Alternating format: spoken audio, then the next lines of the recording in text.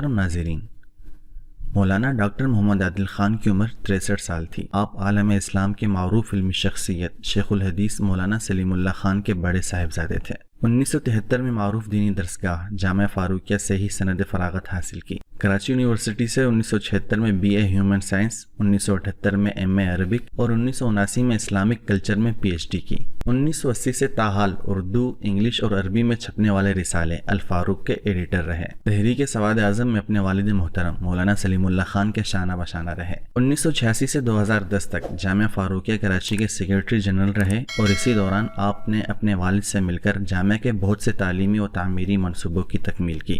پھر کچھ عرصہ امریکہ میں مقیم رہ کر ایک اسلامک سینٹر قائم کیا۔ ملائیشیا کوالالمپور کی مشہور یونیورسٹی میں 2010 سے 2018 تک کلیہ معارف الوحی اور انسانی علوم میں بطور پروفیسر خدمات انجام دی۔ 2018 میں ریسرچ و تصنیف اور تحقیق میں ملائیشیا ہائر ایجوکیشن کی جانب سے 5 اسٹار رینکنگ ایوارڈ سے نوازا گیا۔ یہ ایوارڈ آپ کو ملائیشیا کے صدر کے ہاتھوں دیا گیا۔ وفاق المدارس العربیہ کی مرکزی کمیٹی کے سینئر رکن اور وفاق المدارس کی مالیات، نصابی اور دستوری کمیٹی جیسی بہت سی اہم کمیٹیوں کے چیئرمین بھی رہ چکے ہیں۔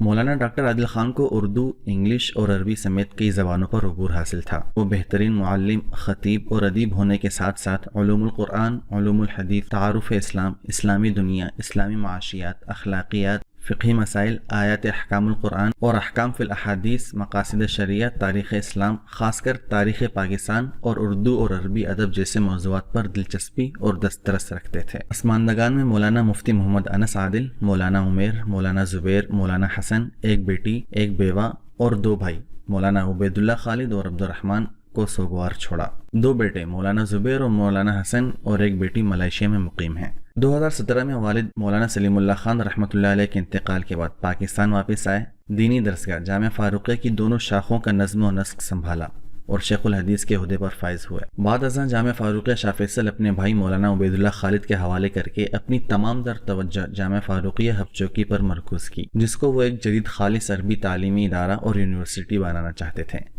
آپ جامعہ فاروقیہ شاہ فیصل کے سرپرست اور جامعہ فاروقیہ ہب چوکی کے محتمم تھے۔ مولانا ڈاکٹر عادل خان شہید کو پاکستان میں ایک بااثر عالم کی حیثیت سے دیکھا جاتا تھا۔